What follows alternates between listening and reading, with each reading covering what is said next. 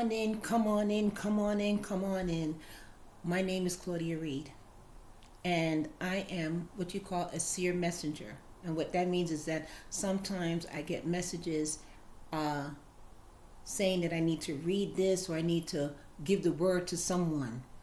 And it could only be for one person or it could be for a million people. It doesn't matter. So if any of this resonates with you, comment down below. So click and subscribe and also enjoy the show.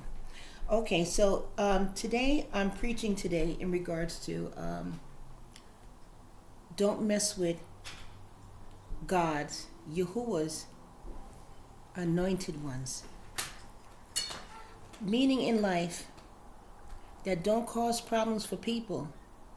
Okay, because you don't know what each of us have, what type of relationship we have with God, Yahuah, the Most High. Okay? And it could be at the workplace, it could be at church, anything like that. Okay? Don't mess with people because you don't know who you're messing with.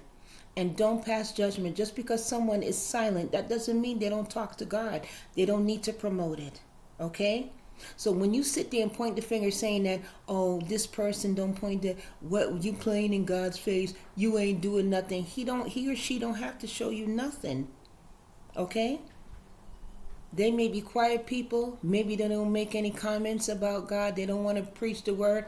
And that's fine. It's not for everybody. Some people like me, I like to have a private relationship with Yahuah. Okay? Which we affectionately call God the Father of Abraham, Isaac, and Jacob. So don't pass judgment and don't mess with people. Just because you don't see them going to church and they don't openly promote by walking around with their Bible in their hand and memorizing scripture. Just because you memorizing scripture, that doesn't mean nothing. Okay? So when God says, or when we call him Yeshua,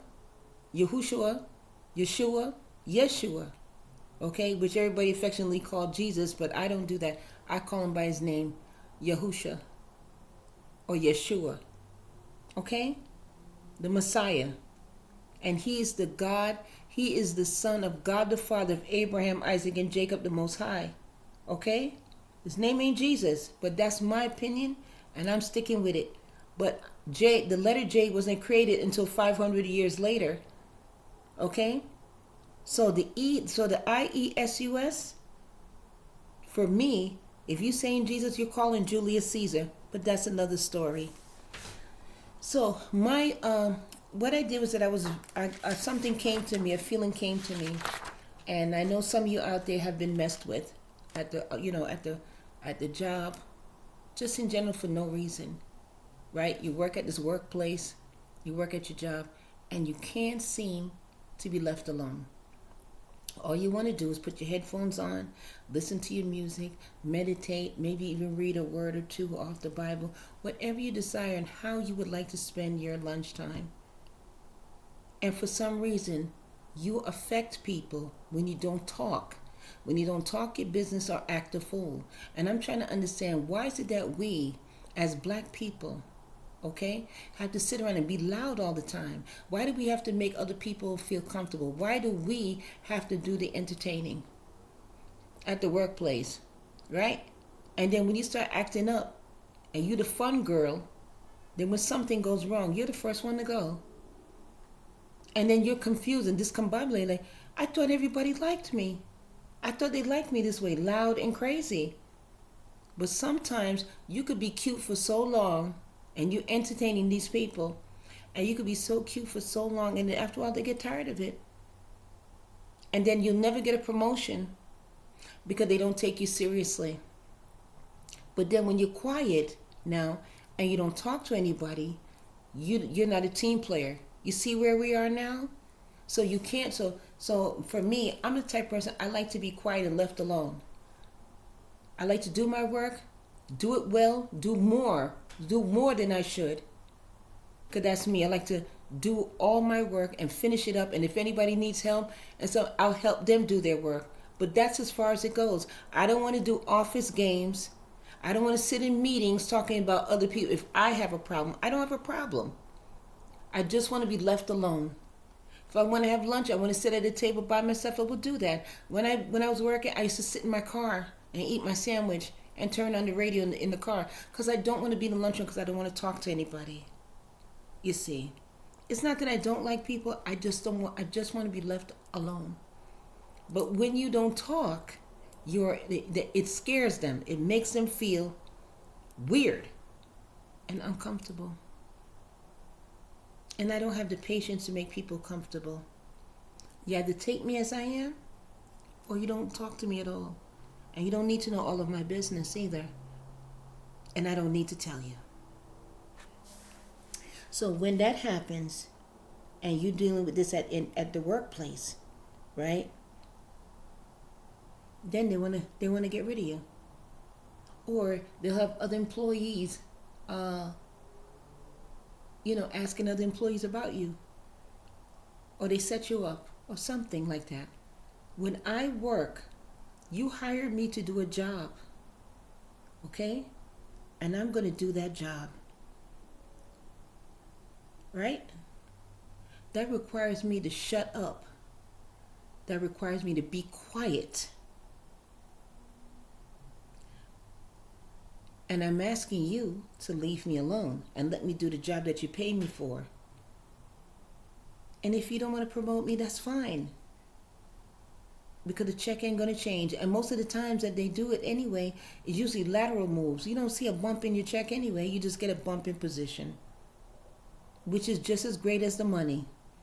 Because when you go someplace else, you got yourself a new title. See, other companies not really looking for how much you got paid. They're looking at what you did at the other job and how many times you've been moved and promoted. That means you can move around. So it's better if you move from one position don't stay in one position too long. Try to get around a little bit to learn different things and get different titles. You understand what I'm saying? Because that's what they're looking for. They're not looking for somebody who just did one thing. They want to know if you could get around. If you know more than that one thing. So, again, going on for this now, I'm going to add scripture to this.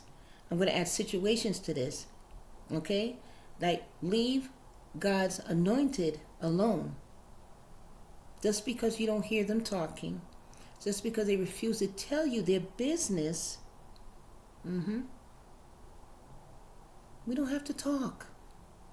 That doesn't mean I'm not talking to God. That doesn't mean I don't believe in God. If I don't wear a cross around my neck, that doesn't mean I don't believe in God, because in the Ten Commandments it said, thou shalt not have graven images. When you have a cross around your neck, that's a graven image.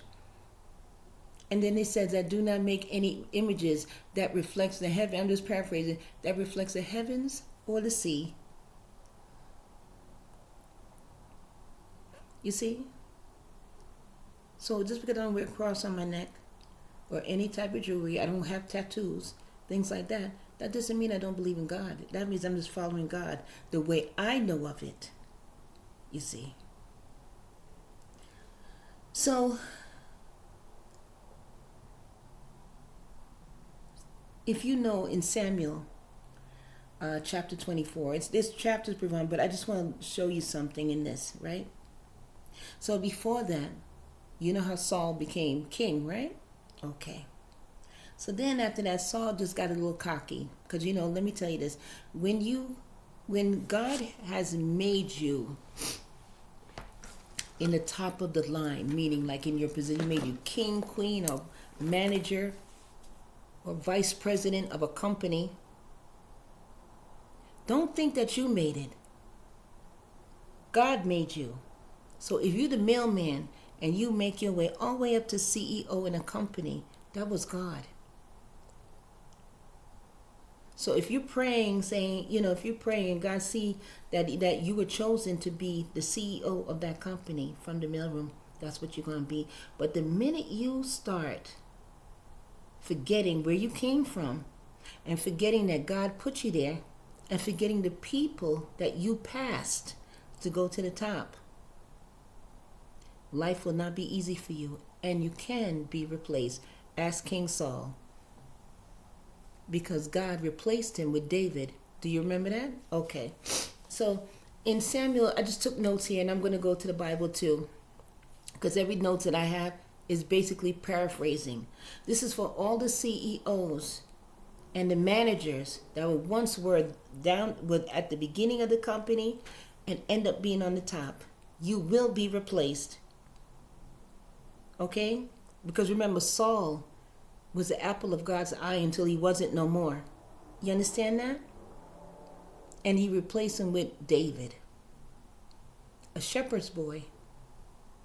David was a shepherd leader, a babysitter.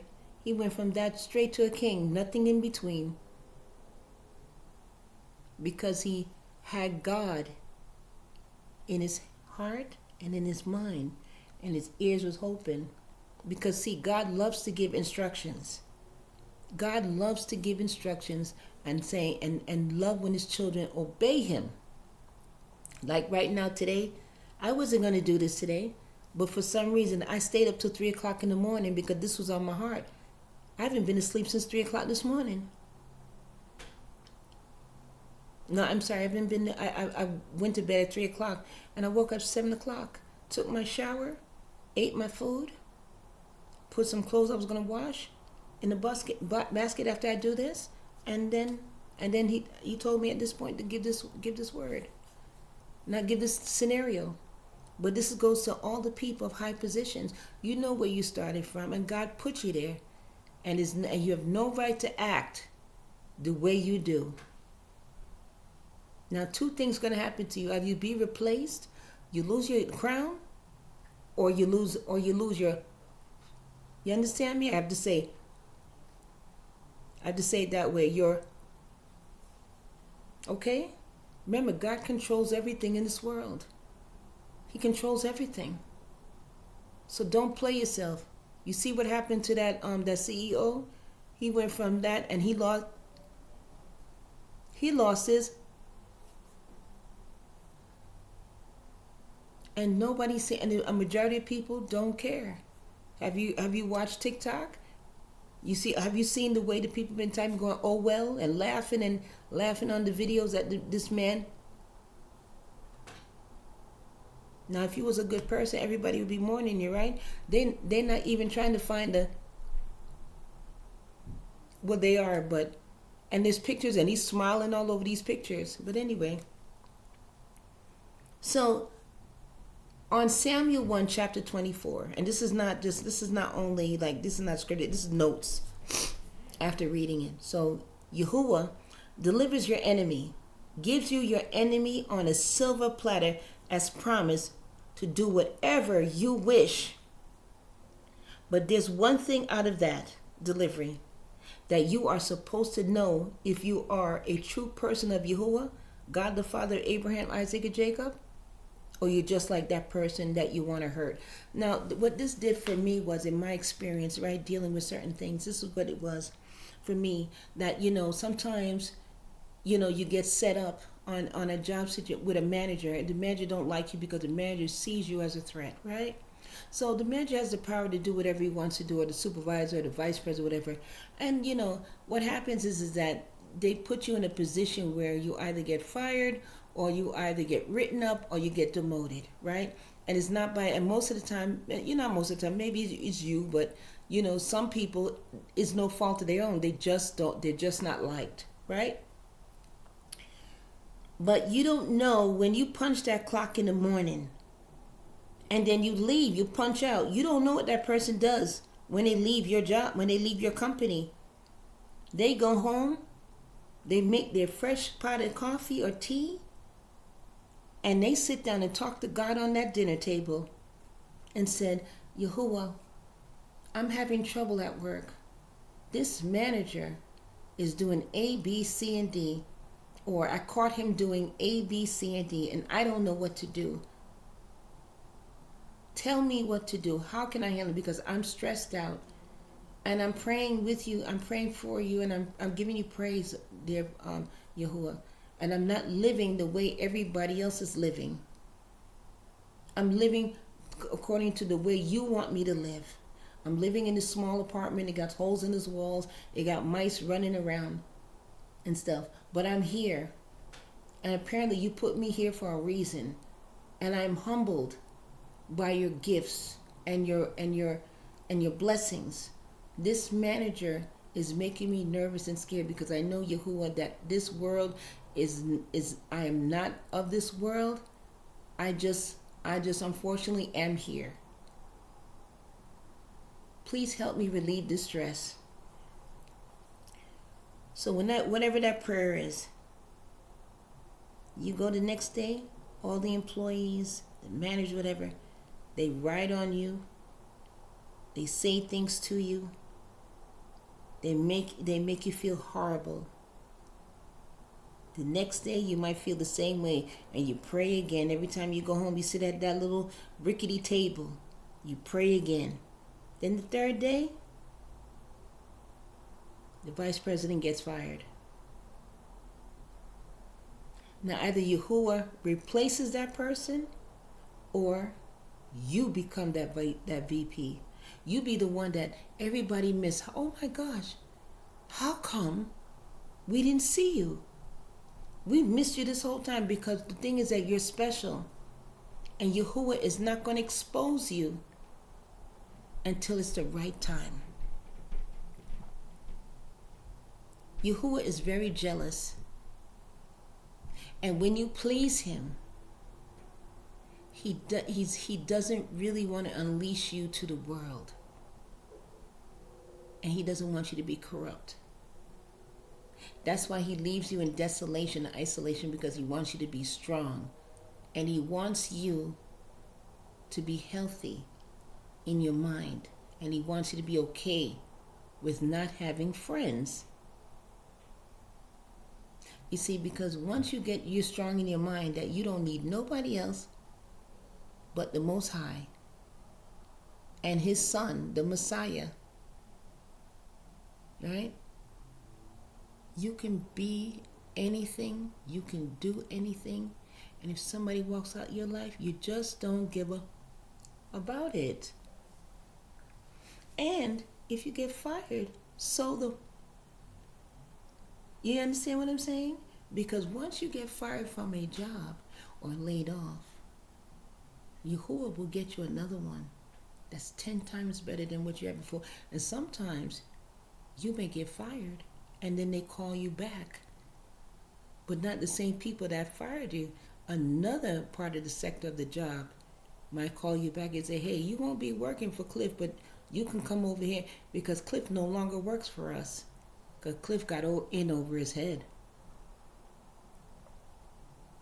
So you could easily be replaced.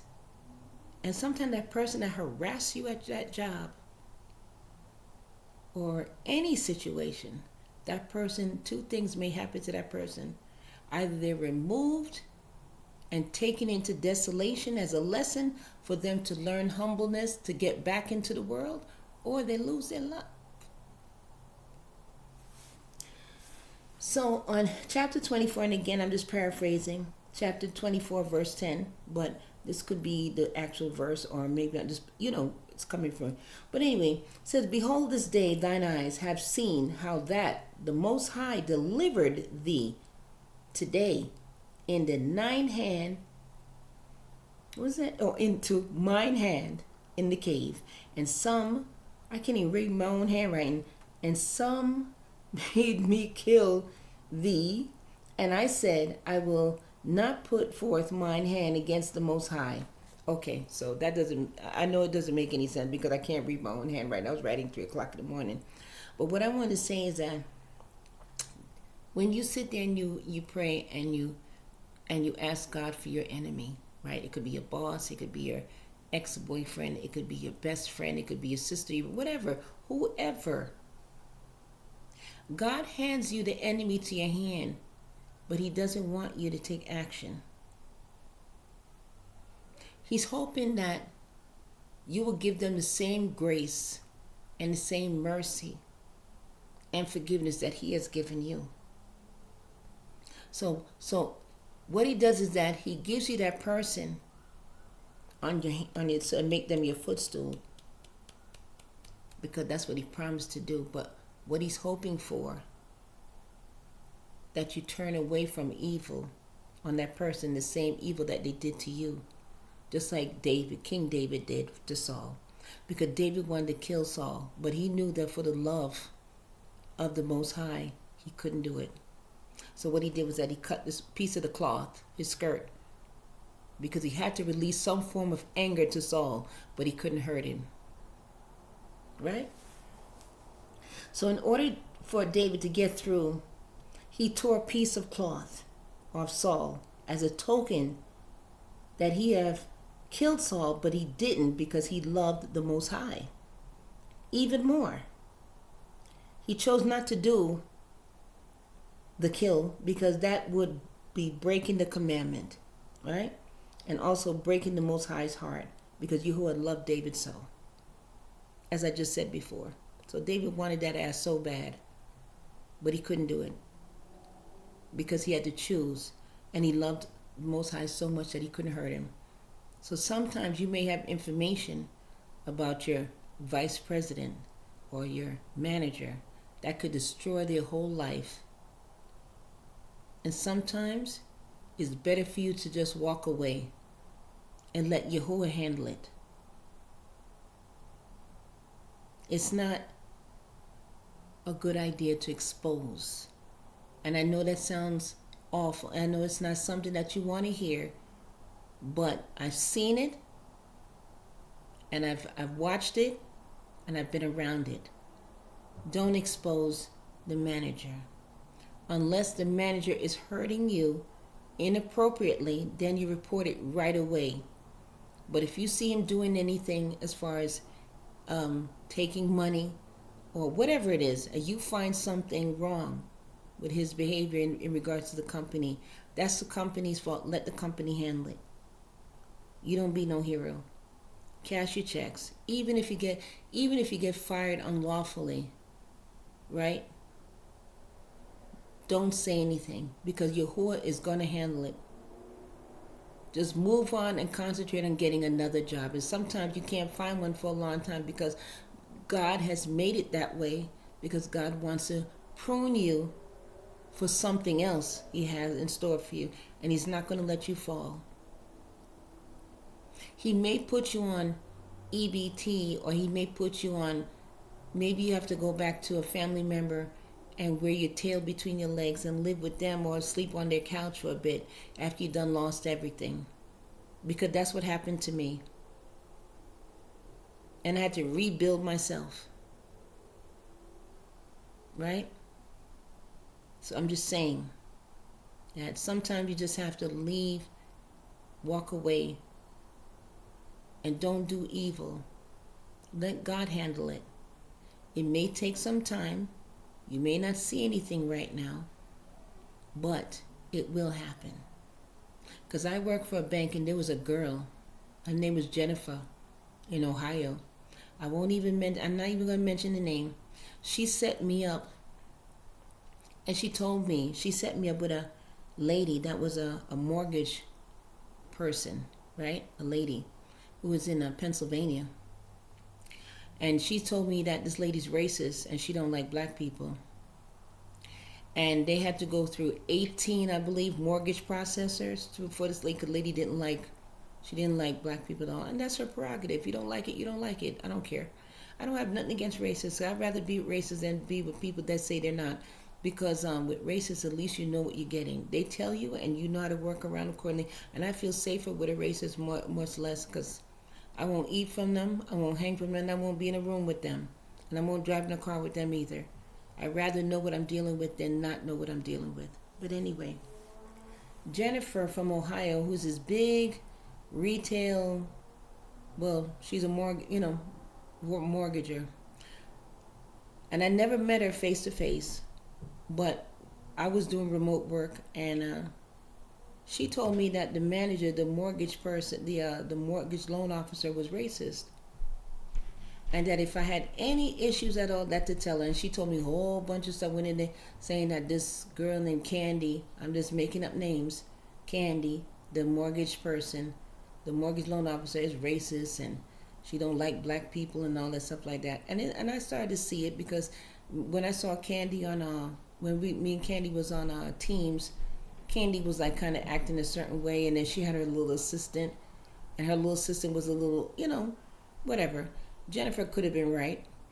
But after a while, I started making money for Candy, and I was processing her loans quickly, and she was collecting her money. Then Candy started to see me a different way, because she started to see the potential of me processing her loans, and I was doing them quick, and I was getting them approved, right? So Candy could go to her closings and get her money. And Jennifer didn't like that. So when Jennifer saw that me and Candy was getting along, Jennifer calls the agency and tells the agency I'm no longer needed for no reason, right? Because everybody started liking me at that bank, because I was one of the people that was processing loans so fast to make your head spin, and I was getting them approved by the underwriters. And also there was another underwriter that barely was on time. She barely did her work, and her name was also Jennifer. And she was complaining about me because I was complaining about her. I said, listen, I just gave you 5 loans, and she wouldn't. And she was backing up because every time she said she had to take her son somewhere, which that's fine, I understand, but you're doing remote work. Jennifer, the underwriter. So there was no reason for you not to do, because I was doing work at home and I was busting them out. And Jennifer, the underwriter, was backed up in her loans, backed up in underwriting. So she got mad because I was complaining about her. So that led to them calling the agency. Now, mind you, this was 3 years ago. And so funny, every day I would look at every day, and then they told the agency that they no longer needed money, even though other mortgage loan officers was begging for me. Like, I want to work with Claudia, I want to work with her, I want to work with her. They was lined up to work with me because I was getting it done. And then there was another guy named Joseph who was there, and he was a mortgage loan processor, and everybody thought that, he wasn't doing what he was supposed to be doing, right? But they couldn't let him go because his daddy worked there, right? You understand? You understand? All of them was like this. You understand? So he ended up going on vacation, and when he went on vacation, they gave me his work, and he was getting in trouble for 3 or 4 loans because they was behind. And I managed to clean up his whole pipeline. And I guess Joey didn't like it either. So Joey used to go and put my name, talk about me, mad as hell, to Jennifer, the VP, the manager, whatever, VP, about me. And his daddy was working there, and his daddy liked me, and his daddy was giving me his loans. So the attention was on me that I was doing good work. And it looked like they didn't like it. Right? So they called my agency and told the agency that they no longer need me. And then they told me that they were going to hire me full time and stuff like that. But then Jennifer managed to, because Jennifer felt, in fear because I didn't need her guidance. And I found different ways to process mortgage loans. I'm sorry I didn't look at the screen. That's the only way I could, remember when I don't look at the screen, because I'm reminiscing about it. And I kept looking at Google. I kept looking at it. I said, when is this woman going to get fired? I'm looking for justice from God. I said, God, why isn't God doing anything about it? So this woman took my job from me. I loved that job so much. And everybody had a hand in destroying me. And I kept looking, right? And I think she knows something too, because I was looking for her on Facebook one day, right? And I used to see her a couple of times. And after a while, I didn't see her anymore. She blocked me. I never said nothing to her. Or nothing. But she must have felt something. But the point I'm trying to make is that it took me a while to get over it, right? It took me a while. It took me a while to get over it. And it was so funny that this guy named Banner, and this other black girl told me that I was set up. and that he liked me, but that Jennifer didn't. That's where I got the information from. And that this guy Joey was telling her, Joey and Jennifer was working together to get rid of me, and they did. And it's so funny, when he came back from vacation and I cleaned up his work, 3 weeks later I was gone. And Ben, you know? Anyway, let's not go back to that. That's alleged, okay? So the story I just told you, just in case anybody watching it, is alleged and it's not true. I exaggerated the story. Okay? I exaggerated what I just said. So the point I'm trying to make is that I was sitting there and I was waiting on Google the whole time. Like, where is the justice? I want to see her fired. I want to see all the ones that are involved. I want to see them all fired. She's still a manager. As a matter of fact, she got promoted. And I said to myself, I said, you know what? The reason why I'm not seeing justice is because it's not a matter of me being tricked and lied to. It was my attitude toward the situation. And I added to the problem by listening to Jennifer. And that's what it was. And that's why I never received justice, because I was part of that mess too, for listening. And then I was reporting back to Jennifer how Candy was treating me, which I shouldn't have done. But then after a while, after me and Candy got along, Jennifer decided to me.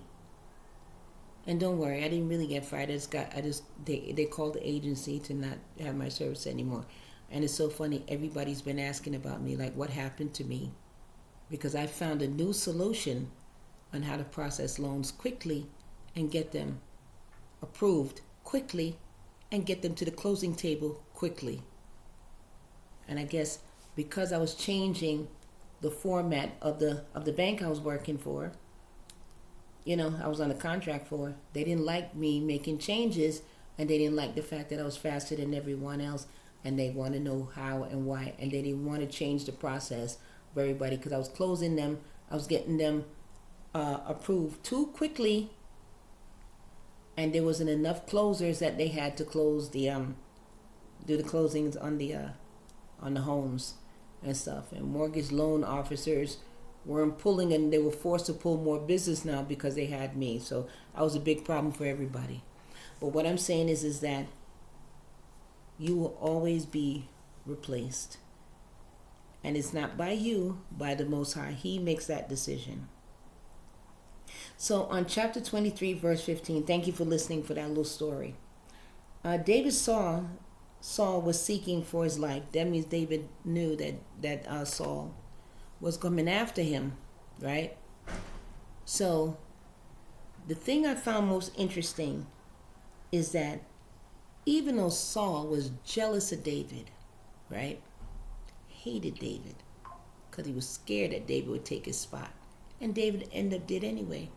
Saul's son, Jonathan, and his daughter loved David.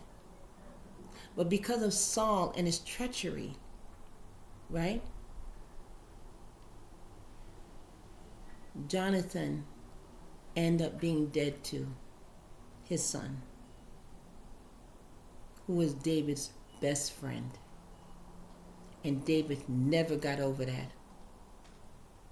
And questioned why Jonathan had to die. But you know what that was? That's the sins of your parents, right?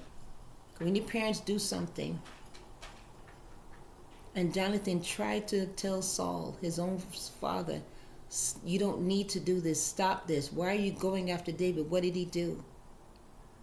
But even though Jonathan was against it, he still ended up losing his life. So be careful who you attack. You don't know how close they are to God.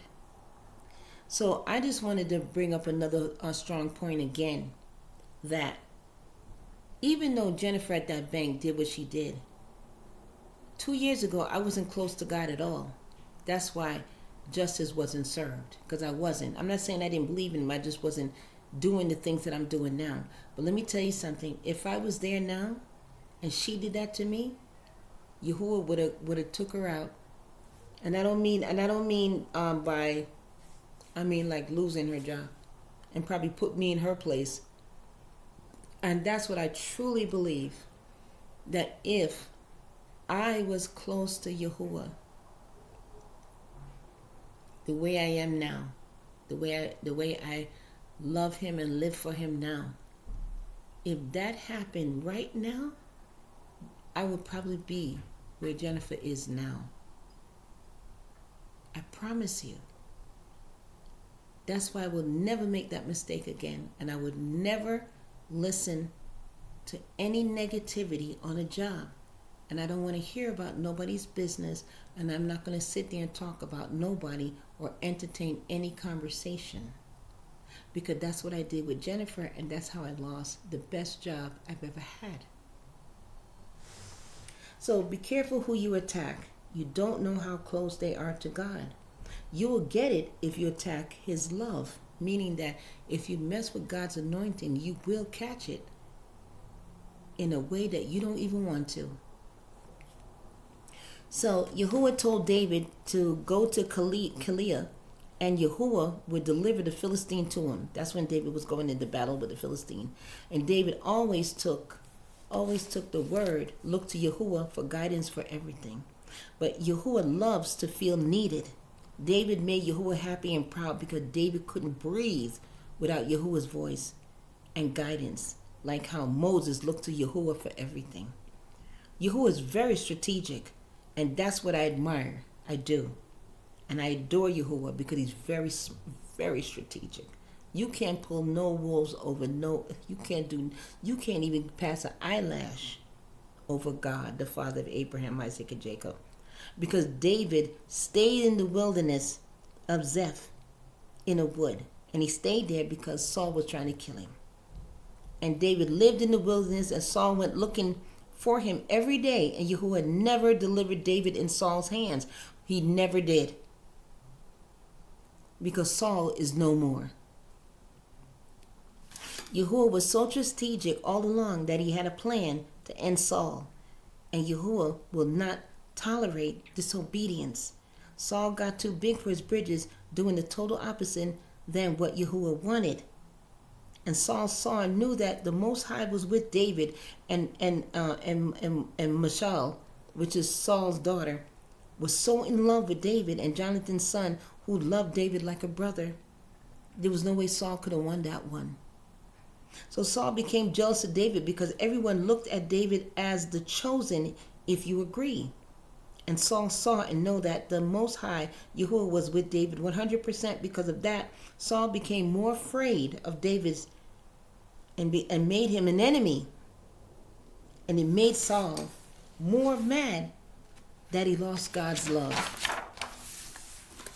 So remember Saul's son loved David and even warned him, but Jonathan ended up dead anyway. And that's Saul's pain, because Saul saw it right in front of his eyes. You see what I mean? So the reason Jonathan ended up as it is because of Saul's wickedness. All you parents who do wicked most likely will pay through your child. You are sacrificing your child for your behavior. Saul ended up losing Jonathan because of it, and then Saul ended up dead right after. Plus, if Saul died, Jonathan would probably be a king. Listen to me. I said if Saul died of natural causes, let's say he just died in general, Jonathan would have been king. So there's two. You see what I mean? So God wanted David to be king. So I'm not saying that's what God's plan was. I don't know. If obviously I wasn't there, I wasn't told.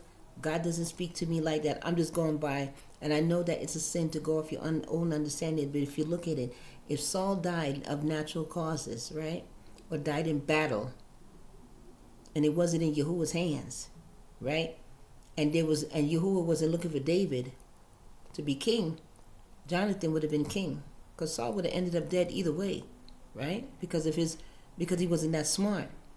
He was more up on himself. He wasn't strategic like David, because David's strategy was Yahuah, because Yahuah gave David the moves to play on that chessboard, or else David wouldn't have been where he was, and David wouldn't win those wars.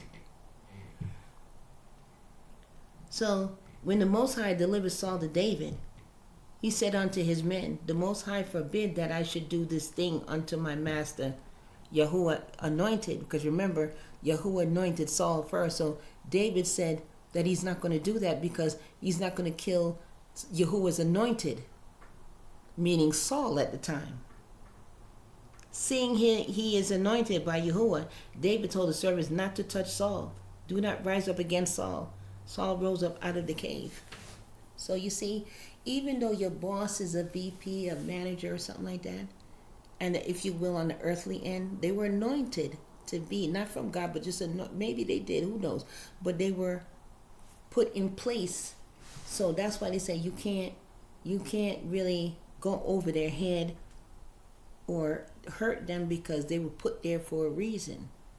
But that's why I said, let God handle it. Because I tell you now, 2 years ago when that happened to me, and I still haven't seen justice, and it's fine, I don't need it, because I listened to that girl, that's my bad. But you do something to me now, it's over for you, partner. It's over. So I just want to say, don't touch the Most High's anointed, okay?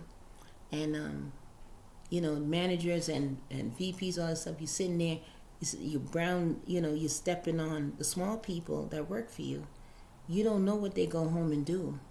They go home and sit down at their table and pray to Yahuah, complaining about you. And Yahuah does listen to cries. He hears the cries, and he will take care of business. And you may lose your position, or you may lose your business. And you may live in desolation and lose everything because you are mean to your people. So I just want to let you know that's a lesson. I just want to bring it out. I'm quite proud of this video, because it was well thought out. Because I was sitting here thinking, why have I not seen any justice with Jennifer?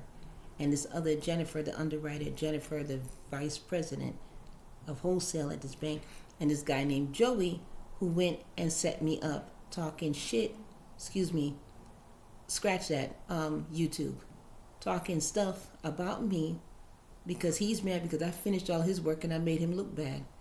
You understand? All three. So, yeah.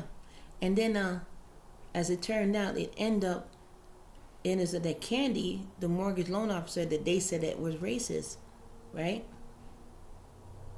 She ended up working for another bank, because they were looking to fire her, because Jennifer, the VP, told me that, which she shouldn't have never told me. So that they told me that if there's anything that Candy does to me, I'm making up names, that if Candy does anything to me or say anything to me out of the ordinary, or anything that's unacceptable, must go to her, because they're looking to let Candy go. Now, why would you tell somebody that worked for an agency or anybody that you planning to get rid of Candy?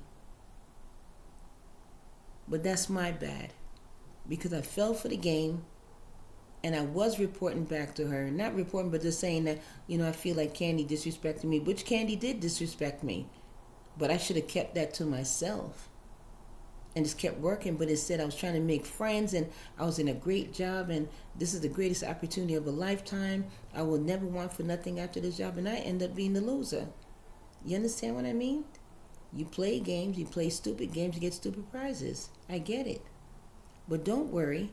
This is what I'm saying. It may not, that person, myself, did not receive justice because I didn't deserve it, because I played the game. But Jennifer will try it again, and she will get the next person. And next time is going to be more. This time it's going to be worse off than if it had happened to I. And I hope it's on the newspapers. So anyway, I just want to tell you, that be careful who you messing with. And there's another thing as far as a coworker, as far as regular employees, you don't know that your vice president or your manager or your supervisor is a man or a woman of God. And that you trying to steal their job and bring them down to naught so you could take their job. You might end up losing yours for trying to take them down, because God put them there in position to lead the people of that company. And you coming in there ready to steal their job. But they're not worried about you because they know that they are people of God. So I just want to let you know, just learn from Saul's story. Just because someone is a shepherd boy, or someone works in the mailroom, or they mop the floor, remember, God can remove you from a street corner. Okay? Eating and drinking garbage out of a garbage can, leftovers from people that throw their food in the garbage can. They can go from digging in the garbage, eating food, from being the president of a company. Remember, God can take you from the ground and lift you to the top. And the only way to stay on top is to stay with Yahuah. Once you get away from Yahuah and you don't listen to him anymore, and you don't listen to his ideas, and you don't listen to him telling you what you're supposed to be doing, Yahuah will bring you down. Do you understand? And in a way that you don't even want. And it'll be the worst suffering of your life, because you're going to be like, I once had this and now I don't have this. You understand? So anyway, thank you for listening. I just wanted to bring that up. I thought it was very interesting to incorporate my situation, what happened 2 years ago, to Saul and David, and to other situations that I've received messages talking to my friends about their situation with their supervisor and their manager, and they end up being a child of God, and the manager and the supervisors end up losing their job, and the company go down. And you know that Yahuah take care of business. When he hears enough cries, when the tears fill up that cup, that's when he's called to action. And make sure that you practice Sabbath. Sabbath is on a Saturday. And next year, if you didn't do all your feasts this year, please go to the Hebrew calendar and find out when your feast days are, and then do your feast. Because that's the way that we stay closer to Yahuah. And remember, Yahuah is on the solar calendar. We're on the lunar Gregorian calendar. We're supposed to be on the solar. So that's why it looks like prayers are not being answered on time, fast enough, because we are on the wrong calendar. And I hope you have a wonderful, fantastic day and stay blessed. Thank you. My name is Claudia, the Seer Messenger. Thank you.